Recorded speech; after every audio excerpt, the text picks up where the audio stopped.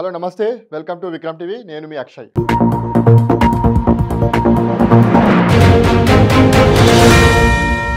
పహల్గామ్లో జరిగినటువంటి ఉగ్ర దాడి తర్వాత భారతదేశం పాకిస్తాన్పై ఎటువంటి ప్రతీకార చర్య తీసుకోబోతుందని చెప్పేసి ఆసక్తిగా ఎదురుచూస్తున్నటువంటి తరుణంలో కేంద్ర ప్రభుత్వం హఠాత్తుగా ఒక నిర్ణయం తీసుకుంది. దేశంలో జనగణనతో పాటు కులగణన కూడా చేపట్టాలని చెప్పేసి కేంద్ర ప్రభుత్వం ఇటీవల నిర్ణయం తీసుకుంది. దీనికి సంబంధించి కేంద్ర మంత్రి అశ్విని వైష్ణవ్ దీనికి సంబంధించిన ప్రకటన చేయడం జరిగింది. అయితే అసలు ఈ కులగణన అంటే ఏంటి, అసలు 1931లో జరిగినటువంటి కులగణన చివరిసారిగా మళ్ళీ ఇన్ని సంవత్సరాల తర్వాత ఈ కులగణన ఇప్పుడు ఎందుకు చేపడుతున్నారు, అసలు దీనికి సంబంధించినటువంటి అన్ని అంశాలతో పాటు పహల్గామ్ అటాక్ వెనుకున్నటువంటి అసలు నిజాలతో పాటు అదేవిధంగా ఇటీవల బీఆర్ఎస్ అధినేత కేసీఆర్ నిర్వహించినటువంటి ఏదైతే బీఆర్ఎస్ పార్టీ రజతోత్సవ సభకు సంబంధించినటువంటి అంశాల గురించి మనతో మాట్లాడడానికి భారతీయ జనతా పార్టీ సీనియర్ నాయకులు తెలంగాణ ఉద్యమకారుడు కన్నబోయిన రాజయ్య యాదవ్ గారు ఉన్నారు. వారితో ఇవన్నీ విషయాలు మాట్లాడేటువంటి ప్రయత్నం చేద్దాం. సార్ నమస్తే. నమస్తే సార్, చూస్తే కనుక ప్రస్తుతం దేశంలో కులగణనకు సంబంధించినటువంటి అంశం అయితే చర్చ నడుస్తుంది. అయితే పహల్గామ్ అటాక్ ఏదైతే పహల్గామ్లో ఉగ్రవాదులకు సంబంధించిన దాడి జరిగిన తర్వాత దేశం అంతా కూడా అదే చర్చ జరుగుతుంది. ఎప్పుడెప్పుడు పాకిస్తాన్పై భారతదేశం ప్రతీకార చర్య తీసుకుంటుంది, ఎప్పుడెప్పుడు యుద్ధం చేస్తుందా, ఎప్పుడెప్పుడు పాకిస్తాన్కి గట్టి గుణపాఠం చెప్తుందా అని చెప్పేసి అనుకున్నటువంటి సందర్భంలో హఠాత్తుగా మొత్తం కూడా కులగణనకు సంబంధించిన అంశం తెరపైకి వచ్చింది. జనగణనతో పాటు కులగణన చేస్తామని చెప్పేసి కేంద్రం ప్రకటించింది. అసలు ఏంటి సార్ ఇంత సడన్గా కేంద్ర ప్రభుత్వం ఈ నిర్ణయం తీసుకోవడానికి కారణం ఏంటి? అంటే సమగ్ర భారతదేశ అభివృద్ధి, యావత్ ప్రజానికం యొక్క అభివృద్ధి, రాజకీయంగా ఆర్థికంగా ఈ దేశ ప్రజలందరూ కూడా బడుగు బలహీన వర్గాలు, ఎస్సీ ఎస్టీలు వీళ్ళు ముందు వరుసలోకి రావాలనేటువంటి ఆలోచన విధానంతో భారతీయ జనతా పార్టీ ఆలోచన ఉంటుంది ఎప్పటికీ. కాబట్టి పహల్గామ్ సంఘటన జరిగిన దేశం యావత్తు ఒక ఆపత్తిలో ఉన్న దాని మీద ప్రజానీకం యొక్క దృష్టికోణం ఉన్న ఆ సంఘటనతో పాటు ఆ సంఘటనను ఏం చేయాలనే ఆలోచన ఒకవైపు, అట్లని ప్రజానీకం యొక్క బాగోగులు కానీ ప్రజలు ఎదురు చూసేటువంటి అనేక సంవత్సరాల నుంచి ఎదురు చూసేటువంటి ఎదురుచూపు కానీ దానికి కూడా పరిష్కారం చూపెట్టకపోతే పరిపాలించే పాలకులకు ఒకే దృష్టికోణమే ఉంటుందనేది ప్రజలు అనుకునేటువంటి ఆలోచన ఉంటుంది కదా. అందుకనే పరిపాలకులు సమున్నతమైన విషయం, సంపూర్ణమైన విషయంలో ఉండాలి ఎప్పటికీ. ఇప్పుడు బయట ఏదో లొల్లి అవుతుందని ఇంటికి పిల్లలకు అన్నం వండకుండా ఉండం కదా, బయట లొల్లిని చూస్తూనే పిల్లలకు అన్నం కూడా వండాలి కదా ఇంట్లో. అంటే మన వ్యవస్థ అట్లా నిర్మాణం అయి ఉన్నది మొదటి నుంచి కూడా. ఏమీ తప్పు జరుగుతుంది, ఏమీ లోటు జరుగుతుంది, ఏమీ సరిదిద్దలేకపోయినాం.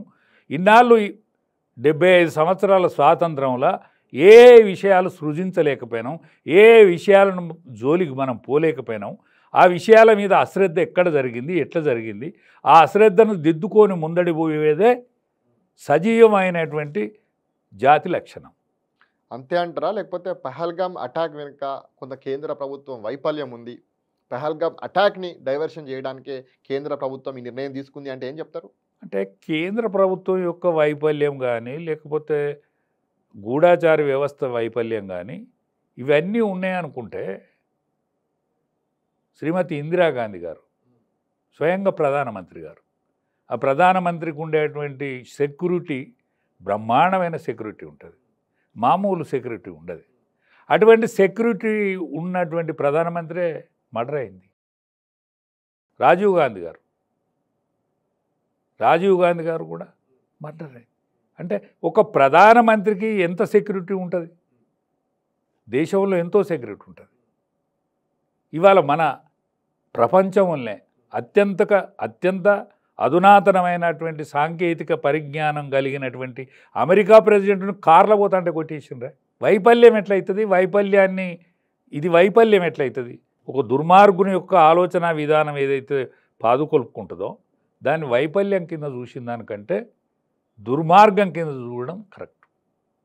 వైఫల్యం ఉంటే ఉండొచ్చు కాక, అంటే ఎంత భద్రత ఉన్నా కూడా ప్రధానమంత్రులు లాంటిది మన ప్రధానమంత్రులే కాక ఇతర దేశాలలో ఉండేటువంటి ప్రధానమంత్రులకు కూడా జరిగేటువంటి సెక్యూరిటీ అయితే తక్కువ ఉండదు కదా.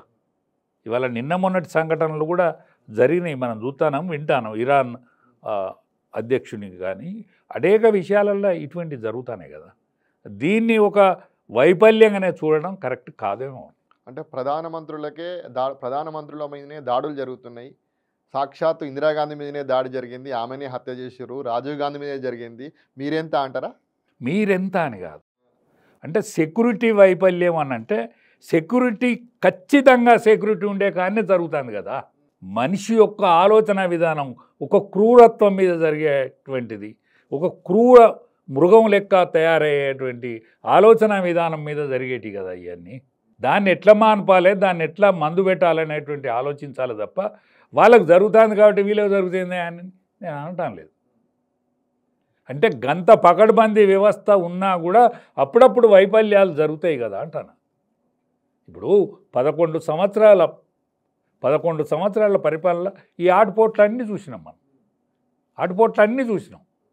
ఇవాళ కశ్మీర్ ఎంతో ప్రశాంతంగా ఉన్నదని మామూలు జనాలు వాళ్ళ పిల్లలతో పాటు పోయి వాళ్ళు అక్కడ కశ్మీర్ అందాలను తిలకిస్తామనేటువంటి ఆలోచనతో పోయిల్లు కదా. మామూలు జనాలు పోయిల్లు కదా. మామూలు జనాలను వాళ్ళు టార్గెట్గా చేసుకొని వాళ్ళ పైశాచికత్వాన్ని చూపెట్టే విధానం కదా ఇది. అందుకనే దాన్ని మనం భద్రతా వైఫల్యం ఉన్నా దాన్ని పూర్తి భద్రతా వైఫల్యం మాత్రమే అని అనుకోవటానికి వీల్లేదనేది నా అభిప్రాయం. అంటే కశ్మీర్ అంటేనే ఒక పెద్ద భద్రత ఉంటుంది, అంత ఈజీ కాదు. ముఖ్యంగా బీజేపీ ప్రభుత్వం వచ్చిన తర్వాత ఆర్టికల్ 370 తర్వాత 2 కేంద్రపాలిత ప్రాంతాలుగా విభజించడం జరిగింది. అక్కడ ఖచ్చితంగా మంచి సెక్యూరిటీ ఉంటుంది. అంత సెక్యూరిటీ ఉన్నటువంటి ప్రాంతంలో ఇలాంటి దాడులు ఎట్లా జరిగినాయి? ముఖ్యంగా పహల్గామ్ ఎక్కడైతే ఈ యొక్క దాడి జరిగినటువంటి బైసరన్ వ్యాలీ అనేటువంటి ప్రాంతంలో అసలు సెక్యూరిటీ ఎందుకు లేదు? 7 లక్షల సైన్యం ఉంటుందట అక్కడ. కానీ అక్కడున్న కొండ ప్రాంతాలు కానీ, అక్కడుండే నైసర్గిక స్వరూపం కానీ, అక్కడుండే విధానం కానీ, శత్రువు వచ్చేటువంటి ఆలోచన కానీ, అక్కడుండే ప్రత్యేకమైన పరిస్థితులు కానీ, అక్కడ వాతావరణ పరిస్థితులు కానీ, లేకపోతే అక్కడ ఉండేటువంటి జంగల్ ఏరియా ఏదైతే ఉన్నదో ఆ ఏరియా ప్రభావం కూడా ఉంటుందని నాకు అనిపిస్తుంది. అంటే మనం వింటాను ఇప్పుడు ఇవన్నీ ఈ విషయంలో అనేక విషయాలు కూడా బయటకు వస్తున్నాయి. అంతకంటే ముందుగాల మనకి ఇన్ని విషయాలు తెలియలేదు.